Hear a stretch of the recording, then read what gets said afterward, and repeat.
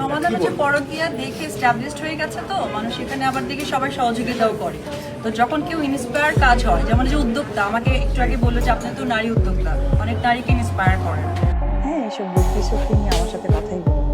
এটা যে লিভের যে স্ট্যাটাসে এটা সেখানেই মানে পবিত্র শবে কদরের রাত, যে রাত মুসলমানরা বিশ্বাস করেন হাজার মাসের চেয়েও বেশি বরকত রয়েছে, এই বিশ্বাস রাতকে ঘিরে সারা বিশ্বের মুসলমানরা যখন ইবাদত আর দোয়ায় মগ্ন, ঠিক তখনই ঢালিউডের জনপ্রিয় অভিনেত্রী বিষয়টাই খুব হঠাৎ করেই হয়েছে, বললাম লাক।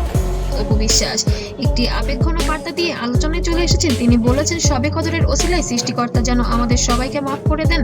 আর এই ছোট্ট কিন্তু গভীর কথাটি মুহূর্তে ছড়িয়ে পড়ছে সোশ্যাল মিডিয়ায়। তার কারণ তিনি ভিন্ন ধর্মী একজন নায়িকা, যিনি কিনা ইসলাম ধর্মকে মনে প্রাণে বিশ্বাস করছেন এবং পুনরায় যেন ইসলাম ধর্ম গ্রহণেরই চেষ্টা তো আমার সমস্ত কিছুতে আমাকে সাপোর্ট করেছে, সাপোর্ট করে আসছে, ভালো বেসে যাচ্ছে। চালাচ্ছেন। ভক্তরা বলছেন এ যেন এক ভিন্ন রূপের অপু বিশ্বাস। কিন্তু হঠাৎ কেন এমন বার্তা দিলেন তিনি? তবে কি সাকিব খানের সাথে আবার সাক্ষাৎ বাড়ছে তার? এই কথার পেছনে কি কোনো বিশেষ কারণ আছে? আর ভক্তরা কি বলছেন আজকের ভিডিওতে আমরা জানাবো সবকিছুর বিস্তারিত।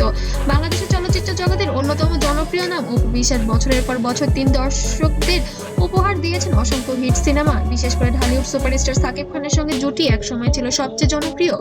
তবে ব্যক্তিগত জীবনের নানা ঘটনা সম্পর্কে টানপোড়েনে এবং মিডিয়ার আলোচনার কারণে তিনি বহুবার আমি বেশ কিছুদিন ধরে বলছি যে গণমাধ্যমকে আমি আমার ব্যক্তিগত শিরোনামে এসেছেন। তবে এবার বিষয়টা যেন একদমই ভিন্ন।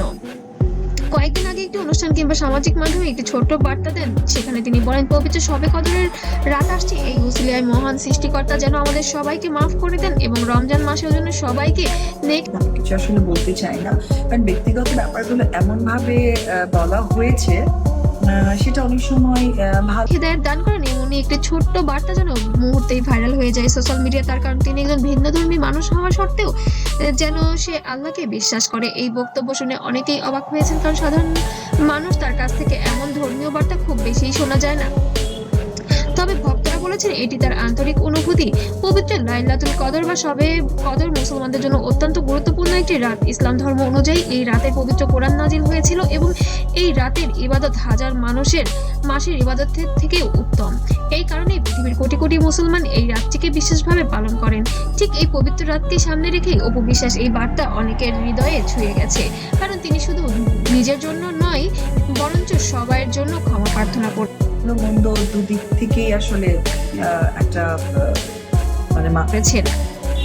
অপু বিশ্বাসের বক্তব্য ছড়িয়ে পড়ার পর সোশ্যাল মিডিয়া শুরু হয় নানা আলোচনা সমালোচনার ঝড়। কল কাকে করেছিলে ওটা দেখতে চাই।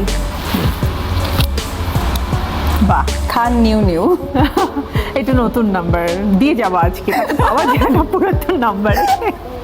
আমার একটা অনেক ভক্ত লিখেছেন, অপু আপু খুব সুন্দর কথা বলেছেন, আল্লাহ সবাইকে ক্ষমা করুন। আরেকজন লিখেছেন, তার জীবনে অনেক কষ্ট এসেছে, তাই হয়তো তিনি এখন সবাইকে ক্ষমা করে দিতে চান। কেউ কেউ আবার বলেছেন এটি তার জীবনের নতুন উপলব্ধির প্রতিফলন। বিশেষ করে যারা দীর্ঘদিন ধরে তার ক্যারিয়ারে অনুসরণ করছেন তারা বলছেন অপু বিশ্বাস এখন আগের চেয়ে অনেক বেশি পরিণত।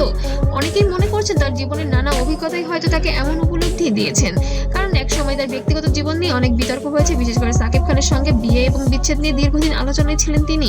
তবে সময়ের সঙ্গে সঙ্গে তিনি নিজের জীবনকে অনুভব করেছেন এবং নতুন করে সাজানোর চেষ্টা করছেন এবং তিনি বেশি মনোযোগ দিচ্ছেন তার সন্তান ও ক্যারিয়ারের দিকে, কারণ তার সন্তান একজন ইসলাম ধর্মী। আর আপনারা জানেন এর আগে বুবলির সাথে হয়তো অপুর একটা ক্ল্যাশ হয়েছে, অপুই করেছে অপুর সেটা অনেক ঘটনাই হয়তো অপু আসলে মানুষ। এই প্রেক্ষাপটে তার এমন একটি মানবিক ও ধর্মীয় বার্তা অনেকের কাছে যেন ইতিবাচক মনে হয়েছে। সবশেষে বলাই যায়, কখনো কখনো ছোট্ট একটি বাক্যই মানুষের মনে বড় প্রভাব ফেলতে পারে। অপু বিশ্বাস এই কথাটি ঠিক তেমনই। শবে কদরের ওসিলায় সৃষ্টিকর্তা যেন সবাইকে মাফ করে দেন, এটি শুধু একটি বার্তা নয় বরং ক্ষমা, সহমর্মিতা ও মানবিকতার একটি আহ্বান। আপনার কি মনে হয় অপু বিশ্বাসের এই কথাটি কি আপনার ভালো লেগেছে? কমেন্টে জানাতে যেন ভুলবেন না। আর ভিডিওটি ভালো লাগলে অবশ্যই লাইক, শেয়ার এবং চ্যানেলটিকে সাবস্ক্রাইব করতেও যেন ভুলবেন না। সবাইকে ধন্যবাদ এবং অপু বিশ্বাস সাকিব খানকে নিয়ে নতুন নতুন আপডেট পেতে আমার পেজে এবং আমার চ্যানেলে ফলো দিয়ে পাশে থাকবেন। ধন্যবাদ।